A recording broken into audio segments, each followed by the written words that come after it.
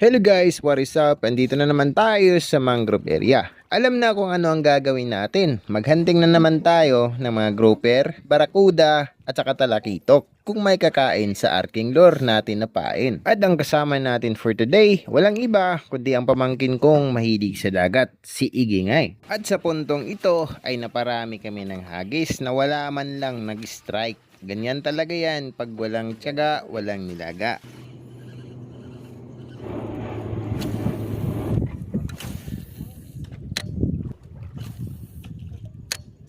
At ito na nga yung sinasabi ko, kapag may tiyaga, may nilaga. At nagbunga na nga ito. Nagka-fish on na tayo. Grouper agad.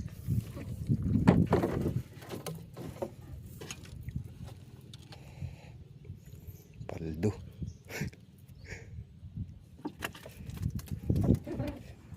Anay, stamba dyan ay. Grabe talagang grouper dito guys. Dami. Mga good size. Minsan oversize.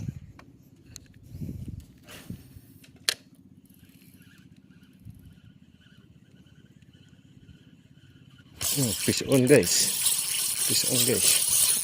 Dako to guys. Dako ni guys.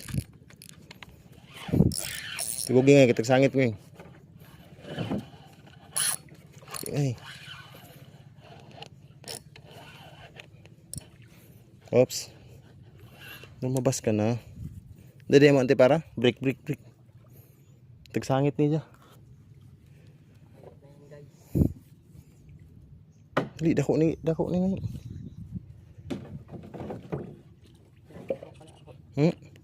Hinga so. Bilisin mo. Baka makawala na naman to. Malaki to guys. I'm sure grouper na naman to. Na pagbitawan ko, gagalaw siya. Paldo. Pwede naman para?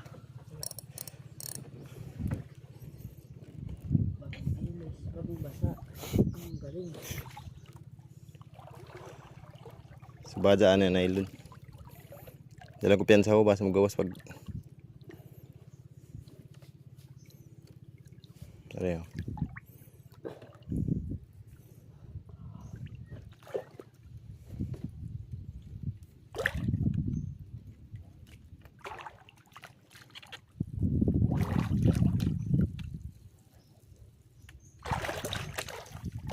Bugto. Bugtos din na bugto. Ay. Pagbira ko siya. Ano? Patay. Sayang sa atong pain.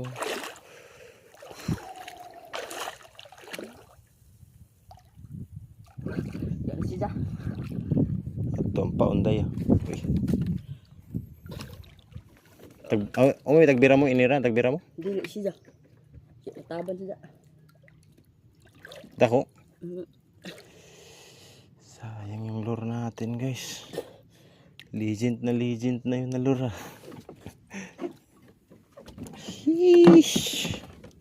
Sige lang. That's normal. Minsan talaga magdodonate tayo. Pero sayang yung pain na yun. Legend na yun. Ilang kilo na nakuha na.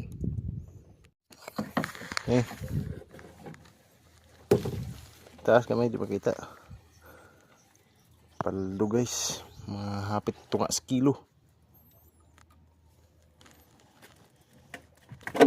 Kasama dito ba ito? Paldo sobrang bigat. Aray ko. Fish on. Maliit na grouper.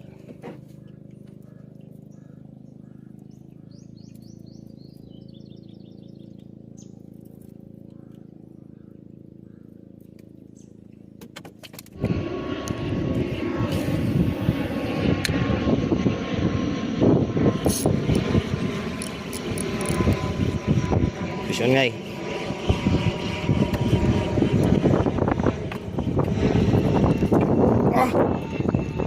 Saan naman eh?